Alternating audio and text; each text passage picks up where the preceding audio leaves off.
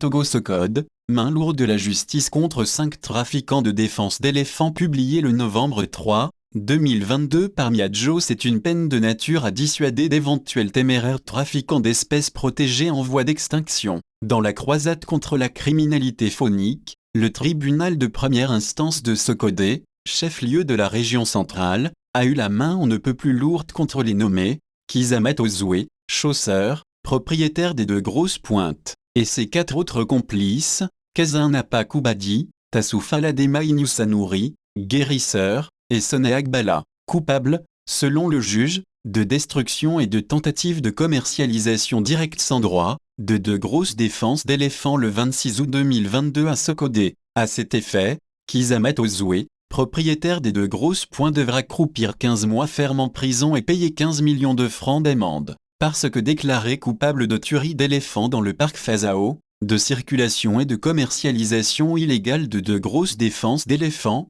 espèces intégralement protégées. Les 4 autres prévenus trafiquants d'ivoire sont condamnés chacun pour complicité de tentative de commercialisation des pièces d'espèces animales intégralement protégées, à 15 mois de prison dont 9 mois de sursis et à payer une amende de 10 millions de francs chacun. Outre les différentes peines, les 5 contrevenants devront trouer encore leur portefeuille, au motif qu'ils vont casquer solidairement 20 millions de francs de dommages et intérêts en faveur du ministère de l'Environnement et des Ressources forestières, MERF. Le procès des 5 trafiquants de 2 grosses pointes d'éléphants a été pédagogique. D'abord, pour condamner les 5 trafiquants, le juge a fait référence à l'article 761 du nouveau code pénal du Togo qui dit clairement que la destruction et la commercialisation, directe ou indirecte, sans droit d'espèce animale ou végétale protégée en vertu des dispositions législatives et réglementaires en vigueur et des conventions internationales auxquelles la République du Togo est partie, est punie d'une peine d'1 à 5 ans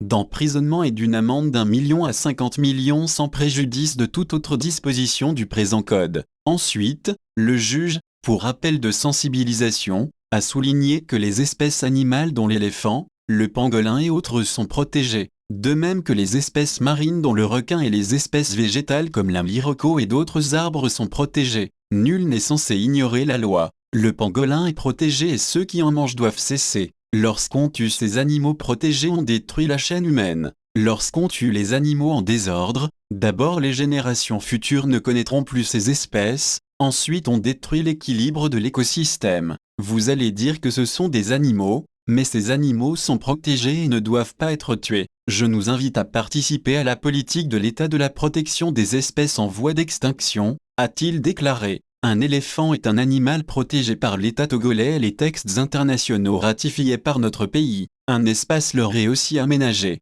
C'est le parc Fazao. Mais les gens vont violer encore l'espace de ces espèces en voie d'extinction, sans autorisation pour les tuer. C'est grave. Cette manière de procéder est une destruction de l'environnement. Et, les 5 détenus savent tout que la commercialisation de l'ivoire est interdite. Ils ont donc agi en connaissance de cause et savent du coup la politique de la protection de l'environnement de l'État togolais. La destruction et la tentative de commercialisation directe sans droit des pièces d'espèces en voie d'extinction est punie par l'article 761 du nouveau code pénal, a ajouté le procureur. Cette sanction est encourageante et démontre une vraie prise de conscience de la gravité des faits par le tribunal de première instance de Socode. Le Togo n'a presque plus d'éléphants dans sa faune en proie à l'action humaine. Appréhender encore des individus en possession des défenses d'éléphants qu'ils ont récemment abattus dans la dite faune, ne peut mériter qu'une application dissuasive de la loi comme témoigne cette décision de justice, a déclaré le coordinateur par intérim d'EAC Togo.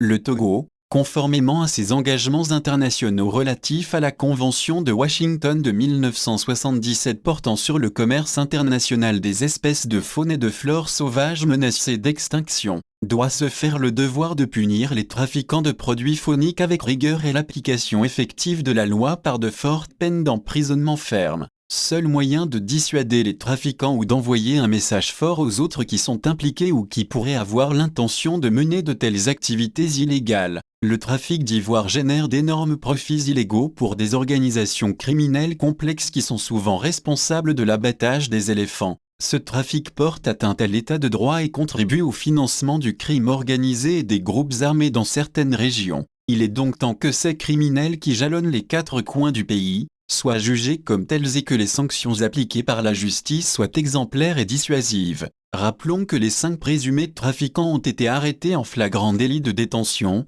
de circulation et de commercialisation illégale de 2 grosses défenses d'éléphants le 26 août 2022 à Socodé et ont été déférés à la prison civile de Socodé, le 29 août 2022. L'arrestation a été possible grâce aux agents de la Brigade de recherche et d'investigation, BRI, de la police de Socodé et du ministère de l'Environnement et des Ressources forestières, MERF, en collaboration avec EAC le Togo,